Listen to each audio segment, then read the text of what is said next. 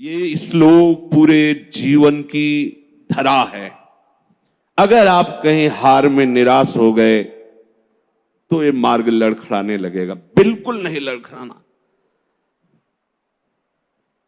आप लोगों को तो रोज सत्संग मिल रहा है, अपने को तो ऐसा भी सौभाग्य नहीं था कि सत्संग रोज मिले। कम से कम सत्संग में हमें वो शब्द मिल जाते हैं जिनसे हम पुनः हृदय को उत्साहित करके इस मार्ग में चला पाते हैं। इसलिए बहुत मंगलमय मार्ग है, पर बहुत कठिन मार्ग है। कठिन इसलिए है कि हमारा अभ्यास विषय मार्ग में चलने का है और ये बिल्कुल उसके उल्टा मार्ग है। अब कभी न कभी कोई न कोई ऐसी आक्रमण वृत्ति माया की होगी जहां हम हार सकते हैं, तो हमें कभी निराश नहीं होना, ये हृदय में बैठा लीजिए। दूसरी एक उपासक के अंदर वृत्ति रहती है कि अगर मैं ये देख लूं, अगर मैं ये भोग लूं, तो बार बार जो मन कहता है एक बार उसको समझा देंगे ना कि देखो भोगा उसमें सुख नहीं, जैसे शास्त्रों में लिखा है। ये होता है पक्का, ये मत समझो कि किसी एक की बात है। सबके अंदर ये मन की चालबाजी, जो तुम्हारे अंदर वही हमारे अंदर, तुम्हारे सबके अंदर। एक बार देख लेते हैं, हृदय में जलन होती है, पीड़ा होती, व्यथा होती। उपासक उसकी काट तो जानता है पर प्रयोग नहीं कर रहा, विषय आकर्षण के कारण काट जानता। उपासक तभी बना है जो उसको पता है। अगर उपासक है तो सत्संग सुना ही होगा, शास्त्र स्वाध्याय किया होगा, तो शास्त्र स्वाध्याय सत्संग इसी के लिए तो ज्ञान मिलता है, इन्हीं से लड़ने के लिए। पर उस समय विषय प्रीता होने के कारण वो उनका प्रयोग करना भूल जाता है। अब जो ये बात आई है इस पर समझना होगा। पहली बात तो हमने पूरी आपको बता दी कि कहीं हमको लड़खड़ाना नहीं, निराश नहीं होना। किसी भी परिस्थिति में निश्चित भगवत प्राप्ति होगी। चुप शांत, कहीं कोई इसमें तर्क की कोई गुंजाइश नहीं है। भागवत में लिखा हुआ, अगर मेरा भक्त है, अनन्य है, उसके हृदय में नाना प्रकार की विषय वासना है, तो मैं उसके हृदय में बैठकर उसको निर्विकार करता हूं। ध्रुवदास जी 42 लीला में कहते हैं, यद्यपि भक्त अनन्य जो विषय इंद्रियन बस होए, कर्मठ कोटि जितेंद्रियन ते समलाय न कोय। यदि वो श्यामा श्याम का अनन्य है पर विषयी है, तो करोड़ों कर्मकांडी और जितेंद्रिय उसकी समानता नहीं कर सकते, क्योंकि कर्मकांडी को कर्म पर विश्वास है, जितेंद्रिय को अपनी जितेंद्रियता पर विश्वास है, और इसको प्यारे जू का भरोसा है, लेकिन इसकी बराबरी कोई नहीं कर सकता। यद्यपि वो विषय, यद्यपि भक्त अनन्य जो विषय इंद्रियन बस होए। ये कोई केवल ऐसे नहीं कि ये भाषण हो रहे हैं, मनमानी जो आया सो बोल दिया। तस्मात् शास्त्रम प्रमाणम, और सबसे बड़ा शास्त्र ये है हमारी छाती, जिसको हम जीते चले आ रहे हैं। ये मन कभी कभी हमको ऐसा प्रेरित करता है जहां इसको विषय संयोग होने का अवसर दिखाई दिया, कोई क्रिया, कोई संयोग, कुछ, तहां ये मन बुद्धि को इस तरह से आकर्षित करता है कि सुना है शास्त्र और गुरुजन कहते हैं कि सुख नहीं है, पर अगर हम इसे एक बार भोग लेते तो हमें पता चल जाता कि सुख नहीं, फिर हम अपने मन को समझा देते। इस बात पर आपको सावधान होना है। ये नहीं कि ये हमारे हृदय में आती, इनके हृदय में आती, इनके आपके हृदय में नहीं, ये चराचर जगत की बात कह रहा हूं।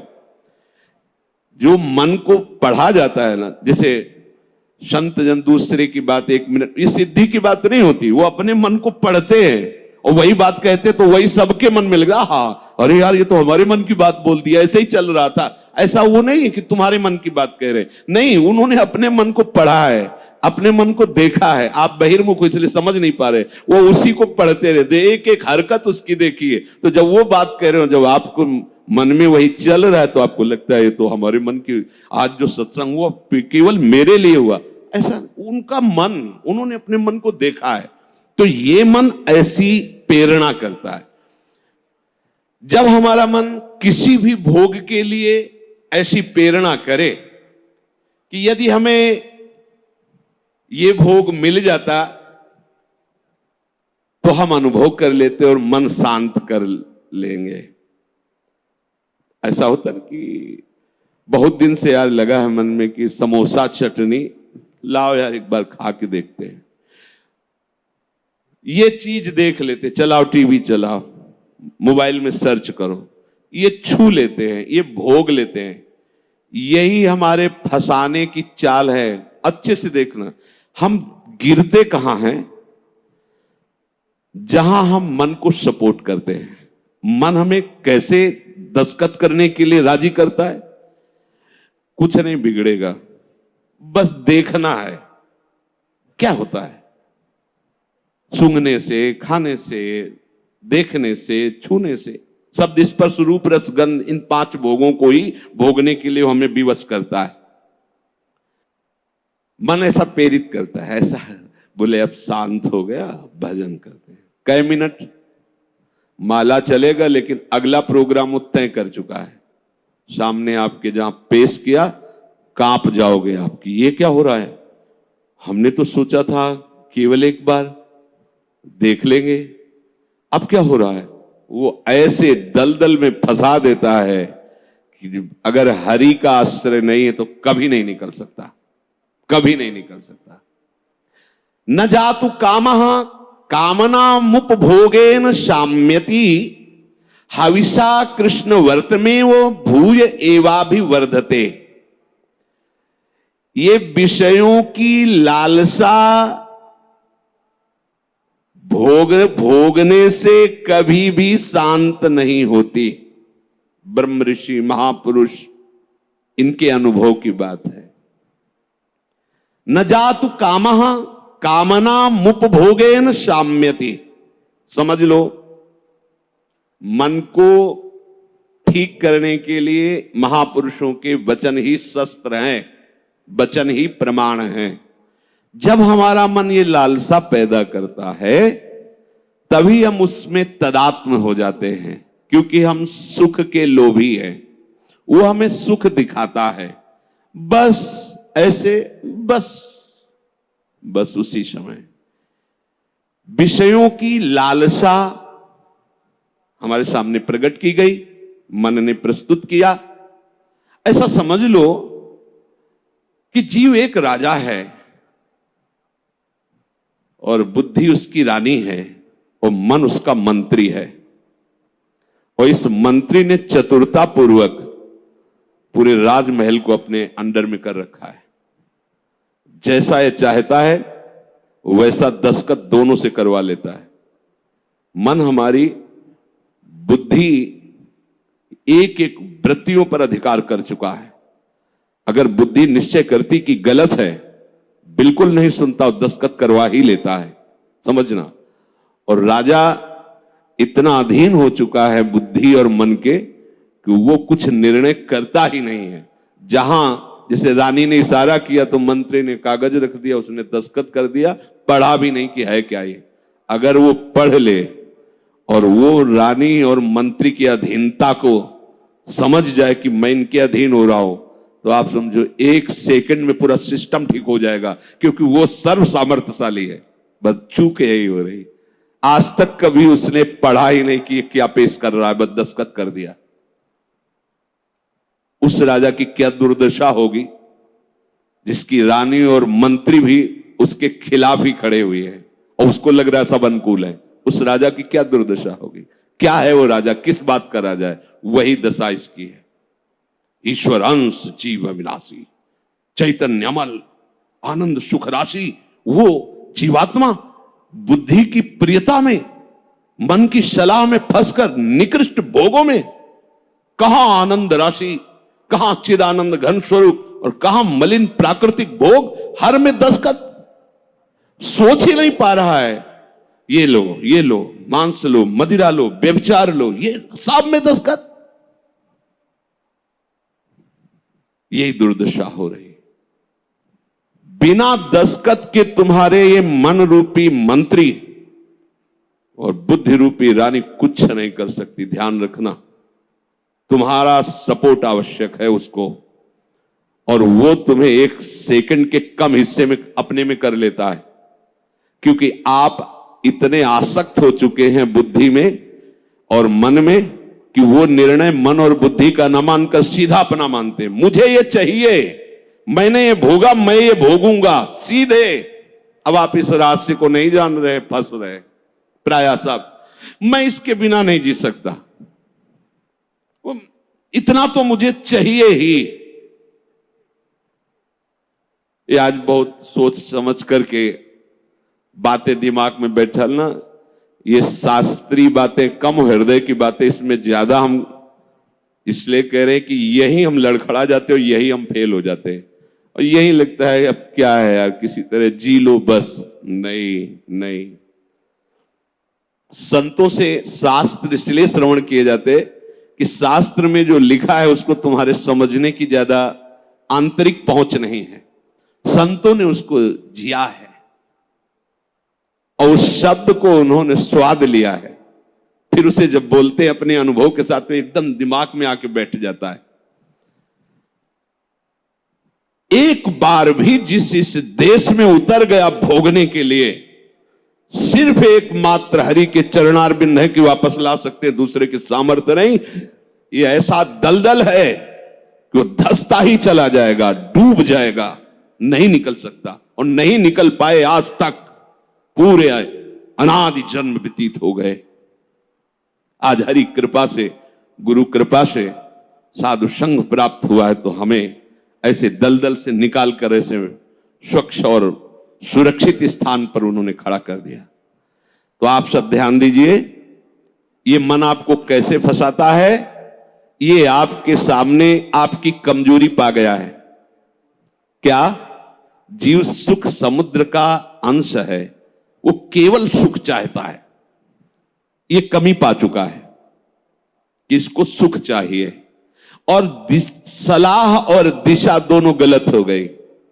सलाहकार मन प्रकृति से मिला हुआ है और दिशा विषय भोगों की तरफ चली गई। अब ये जिस विषय को कह देता है ये स्वीकार कर लेता है। अब इस बात को आपको काटना होगा। वो आपके सामने लालसा पेश करेगा सुख भोग की। अज्ञानी कभी इससे नहीं निकल सकता, ध्यान रखना। और भक्त कभी अज्ञानी नहीं होता।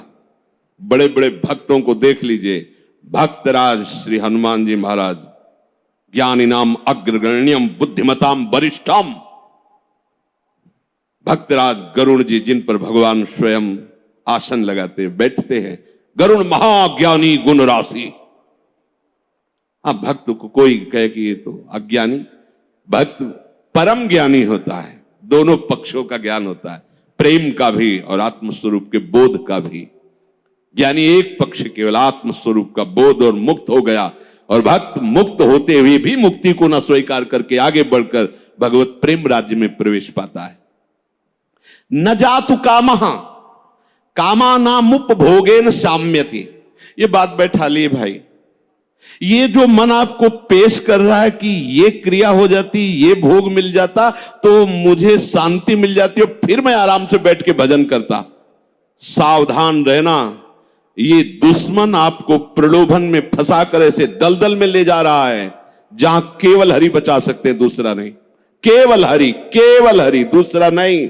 विश्वास करना, दूसरा कोई नहीं बचा सकता इस दलदल से, क्योंकि आप बचना ही नहीं चाहेंगे। ये ऐसी मृत्यु है कि इससे आप हंसकर गले लगाएंगे, इसके लिए तड़पेंगे। ये न भयावह नजर आएगी और न एक कटु नजर आएगी, पर ये जहर से भी ज्यादा कटु है और मृत्यु से भी ज्यादा भयावह है। ये भगवती माया का जो आकर्षण है, उस समय अगर कोई बचा सकता है तो केवल हरि, दूसरा नहीं। हविषा कृष्ण वर्तमेव भूय एवाभिवर्धते। जैसे अग्नि में घी डालते जाओ तो अग्नि प्रज्वलित ही होगी, बुझेगी नहीं। ऐसे ही तुम्हारे सामने मन की जो जो भेजी हुई भोग लालसाएं हैं, अगर उनको तुम स्वीकृत करते गए तो तुम्हारी कामना तुम्हारा नाश कर देगी, तुम्हारा पतन कर देगी, दुर्गति प्राप्त हो जाएगी। न चेन्द्रियाणाम भोगाभ्यासेन वैतृष्ण्यम कर्तुम शक्यम कस्मात्। भोगों के भोगने से विषयासक्ति इंद्रियों की भोग चंचलता बढ़ती है। अतः कभी भी भोग भोगने से सुख और शांति नहीं प्राप्त हो सकती। ये वो महापुरुष जो भूत भविष्य वर्तमान तीनों कालों का ज्ञान रखने वाले हैं, और ऐसा ही आप भी अनुभव करके देख चुके हैं। जो गृहस्थ में है या जो विरक्त है, तो अभी विरक्त हुए हो 10-5 वर्ष से, अनादिकाल से भटक रहे हो, तो विषयों में ही तो भटक रहे हो। केवल अभी ये लगता है आपको, ये नया स्वप्न है, तो लगता है कि हमारा जन्म पता नहीं हुआ कि नहीं हुआ, हमने तो जीवन में कभी भोगा नहीं। अरे बहुत पुराने हो, पुराण पुरुष पुरुषोत्तम के अंश हो, तो तुम भी पुराण सनातन हो। अब इस भोगाभ्यास की तरफ कदम यदि बढ़ाया तो जीवन संकट में फंस जाएगा। इसको रोकने से बात बनेगी, ना से बात बनेगी, हां से नहीं। इसमें हां नहीं। ये इतना जिद्दी स्वभाव का मन है कि लाखों बार तुम ना करोगे तो उसके ऊपर भी हां कराने की कोशिश करेगा वो। ये हारने वाला नहीं। अगर आप ना ही करते रहे तो आपके अधीन होकर मंगल मूर्ति हरि का स्वरूप हो जाएगा, ये भी ध्यान रखना। पर इसके ना के बाद जो इसकी व्यथा पैदा होती है, उसको सहना किसी महात्मा के बस की बात है, विषयी भोगी पुरुषों की नहीं। अगर उसे कोई, जब मन को ना कहा जाता है और फिर वो जो व्यथा पैदा करता है, उस व्यथा को जो सह जाता है, वही परम पद का अधिकारी होता है। यम ही न व्यथ्यन्ते ते पुरुषम पुरुषर्षभ सम दुखा सुखाधीरम स्वमृतत्वाय कल्पते। वो अमृत पद का अधिकारी हो जाता है। आप अमृत पद के अधिकार के लिए ही निकले, इसलिए सहना पड़ेगा। और वास्तविक सहना है ही नहीं, भ्रम है। अगर थोड़ा सा विवेक जागृत हो जाए तो हंसकर निकल जाओगे, कोई जलन नहीं, कोई परेशानी नहीं। ये केवल माना हुआ है। जो हम देख रहे हैं कि सामने वो सर्प है, वो है रस्सी। हम बड़े बड़े मंत्रवेत्ता बुला रहे हैं, बड़े बड़े अनुष्ठान कर रहे हैं, उससे क्या होगा? वहां कोई फर्क पड़ने वाला है? कदम नहीं बढ़ रहा, डर रहे हैं, पर है क्या? रस्सी। एक का जब पता चला तब एकदम भय खत्म हो गया। कुछ नहीं, मेरा गोविंद ही सब रूपों में लीला कर रहा है। जहां ये असलियत पता चला तो कोई क्लेश नहीं, कोई हंसी आएगी, अपने ऊपर हंसी आएगी। का फंसा था। जैसे ठूठ को भूत मानकर भयभीत हो रहे, पर जब नजदीक गए तो हंसी आएगी। इसको भयभीत, ये तो लकड़ी का ठूठ है। इसको न चेन्द्रियाणाम भोगाभ्यासेन वै तृष्णम कर्तुम शक्यम कस्मात्। कोई ऐसा नहीं कि भोग भोगते हुए अपनी इंद्रियों को, मन को शांत कर सके। त्यागात शांति। और हमारा मन हमको क्या सलाह देता है? भोगा शांति। भोग लो तो शांत हो जाओगे। अब थोड़ी देर के बाद फिर चैन से भजन। मूर्खता नहीं, तस्मात् शास्त्रम प्रमाणम। पर ये जो मन व्यथा पैदा करता है, ध्यान रखना, सह वही सकता है जिसका नाम चल रहा होगा। राधा राधा राधा। हम कई बार उपासक जो नजदीक होते हैं, किसी अचानक पूछते हैं, कहां हो? बोलो बोलो, कहां हो? जी कहां हो? क्या चल रहा है? मंत्र चल रहा है, नाम चल रहा है, वाणी जी चल। जी नहीं, तो क्या चल क्या रहा है? कहां हो? अब चलने लगा। ऐसे अब चल। हर समय ऐसे ही आपको टोकना है, देखना है। जिस समय आप नाम से रहित होंगे, उस समय दी हुई मन की व्यथा को तुम नहीं सह सकते।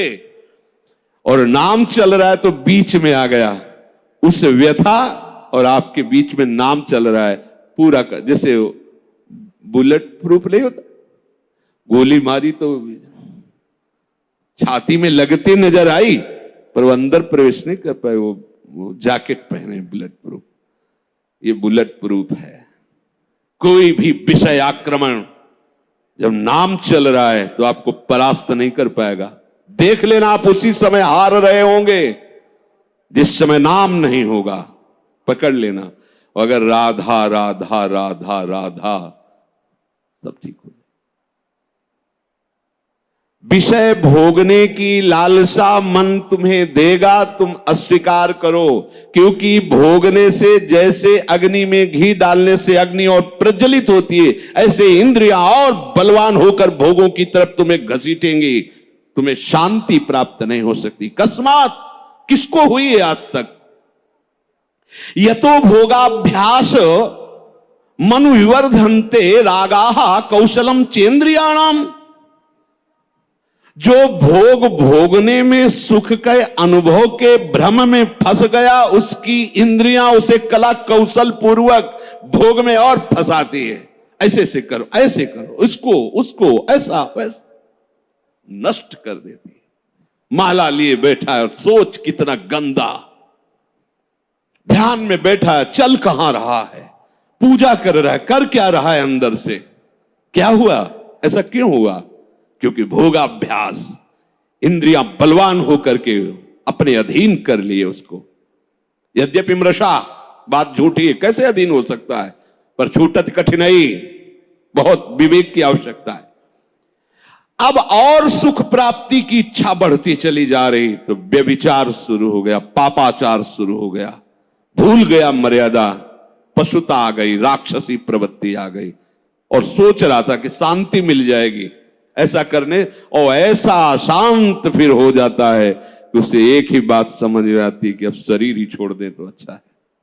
ऐसी स्थिति आ जाती है, घृणा हो जाती है उसको अपने जीवन से, जीना उसके लिए नर्क लगने लगता है कि ऐसा जीवन, क्या जीवन। पर अब विवेक काम नहीं करता, क्योंकि इंद्रियों ने अधीन कर लिया है। बिखर पर्यो मन समटत नाही, इंद्र ने लीनो जीत, इंद्रियों ने जीत लिया। तस्माद अनुपाय सुखस्य भोगाभ्यास, बस वो इसी सुख का चिंतन करता रहता है। भोगाभ्यास कैसे? पूरा जीवन इसी में, भोग सामग्री एकत्रित करना, उसको भोगना, अधिक से अधिक भोग सामग्री एकत्रित करना, उसको भोगना, बस इतना ही जीवन। देख लो जो सत्संग विहीन है, भगवत विमुख, देख लो इतना ही जीवन है। भोगाभ्यास, भोग सामग्री संग्रह, बस उसको भोगना, यही जीवन। ये तो पशु भी कर रहे हैं। खान पान निद्रा भय हार मैथुन। बोले जो, बहुत ध्यान से सुना, अभी शांत बैठा था और मन ने भोग लालसा उसके सामने रखी, वो तदात्म हो गया और भोग करके अब सुख शांति प्राप्त करने की इच्छा में सम्मिलित हो गया। बोले उसकी ऐसी दुर्दशा हो गई, सा खलवयम वृश्चिक विषभीत इवासी विशेषण दष्टो या सुखार्थी विषयानुवासितो महति दुख पंके निमग्न इति। बिच्छू के डंक के जहर से बचने के लिए उसने अपने हाथ को सुरक्षित समझा सांप के बिल में डालना। अब उसकी क्या दुर्दशा होगी? भाव इसका, थोड़ी सी जलन दे रहा था जब हम कह रहे थे ना, हम उस बिच्छू के डंक जैसी बात को नहीं सह पाए, और जब विषय भोगा तो कैसा, जैसे सांप के बिल में उसके मुंह में हाथ लगा देना। अब वो जो सांप काटा, अब बहुत 45 मिनट जियोगे। अगर इंजेक्शन सही नहीं मिला तो मरी जाओगे, क्योंकि वो कोबरा का जहर पूरे शरीर में फैल जाएगा। और ये एक कोबरा नहीं, हमारे अनंत कोबरा डसते रहते दुर्वासना के।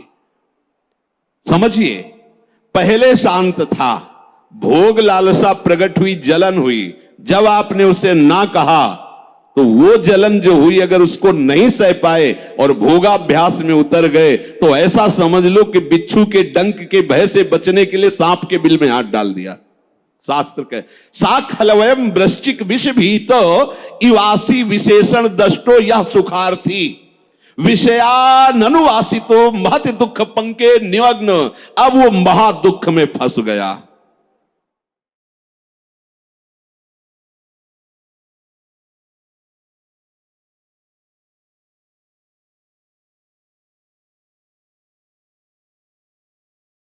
इसलिए मन के द्वारा जो दी हुई भोग लालसा है, आपके बिना ये कुछ कर नहीं सकता।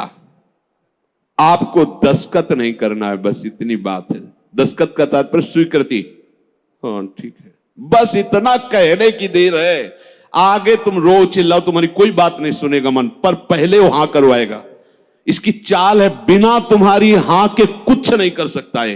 ये बात समझ लो। सब यही सैकड़ों बार प्रश्न होते हैं, वो हमारे अंदर ऐसा, वो ये काम, वो ये बात तुमसे सुधरेगी, किसी के आशीर्वाद से नहीं सुधरेगी, ये भी ध्यान रख लो। ये भी अनुभव की बात कहते हैं। कहीं भाग के किसी के भी पास चले जाओ, किसी का ऐसा नहीं होगा कि हाथ रख दे तुम निष्काम हो गए। वो तुम्हारी स्वीकृति है, वो सत्संग के द्वारा स्वीकृति। आप बदलिए, आप नहीं बदलेंगे तो किसी की सामर्थ्य नहीं कि आपका हृदय निष्काम कर सके। ध्यान रखना, वो आप तक इस बात को समझ पाएगा कि मन ने कब भोग लालसा पैदा कर दी, आपने कब उसकी स्वीकृति कर ली। ये दोनों बातें, वो इतना चतुर है मन कि आपको 1 सेकंड के कम हिस्से में स्वीकृति लेके क्रिया में उतार देगा। क्रिया का मतलब बाहरी नहीं, अंदर पूरा मनोराज्य शुरू कर देगा और आप फंसे हुए उसी में डोलते रहेंगे। चतुर उपासक हो। चतुर कौन? रामे भजे थे चतुर नर, राधा राधा राधा राधा। क्योंकि जब आप मनोराज्य में विचरण करने लगेंगे तो नाम छूट जाएगा। नाम छूटा मतलब हानि हो गई। पकड़ो, तुरंत पकड़ो। यही हमारा साथी, यही हमारा मित्र, यही हमारा बल है नाम, जो हमें इस मन की दुर्वासना द्वारा घसीटने पर भी नहीं घसीट पाएगा। श्री हरिवंश नाम बल रहो, अपने बिल्कुल अच्छे से समझ लीजिए, दूसरा कोई साथी नहीं। आप हमारे पास 24 घंटे रहिए, स्वीकृति न कीजिए तो कुछ नहीं है। स्वीकृति कर लीजिए तो हजारों कोस दूर ये शब्द सुनकर आपको हर समय से गोद में रखेगा। ये गुरु वचन ही सदगुरु है, उनको आप देखिए तो आपके पास रहेंगे। ये ऐसा दुख में दलदल में भी फंस जाता है, इतना कमजोर हो जाता है कि देखो, सुनकर आपको पहाड़ जैसी बात लगेगी, कैसे निकल पाऊंगा, हमसे नहीं हो पाएगा। और ये बोल कौन रहा है? ये भी तो देख, तू नहीं बोल रहा, बोल वही रहा है जो तुझे फंसाया और तू स्वीकृति कर रहा कि मैं बोल रहा हूं। भोग उसने भोगा, स्वीकृति तूने की, दुर्गति तेरी होगी। समझ पहले, ये ऐसा जाल है, इसे बिना सत्संग के आप समझ नहीं सकते। साप का साप धरा धरा। भगवान कह रहे मना कष्टानिंद्रियाणि प्रकृति स्थानी कर सती। तू मेरा अंश, ममई वांसो, तू मेरा है, और ये प्रकृति का अंश प्रकृति में जा रहा है। तू समझ, तो तेरे ही दस्तखत से, तेरी ही स्वीकृति से तेरी दुर्गति हो रही। स्वीकृति बदल। अब अगर हम मुझसे ऐसी कोई चूक हो गई है तो हमें चिंता नहीं करनी, अब लो नशानी, अब ना। अगर ऐसी चूक हो जाए, कभी असावधानी हो सकती, तो हमें निराश नहीं होना।